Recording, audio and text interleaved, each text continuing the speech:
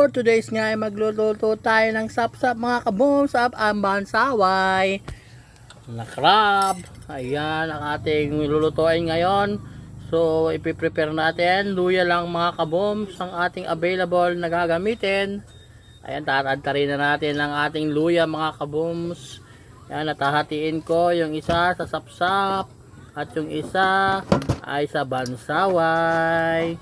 So ayan mga kaboom, silalagay ko na ang ating luya. Ayan, nagsasaing na rin tayo ng kanin para pagluto na ang ulam, luto na rin ang kanin. So ayan na mga kaboom, silalagay ko na ang sapsap sa kasirola para i-prepare na natin. Minekos-mekos na natin ng asin mga kabooms. Ayan. At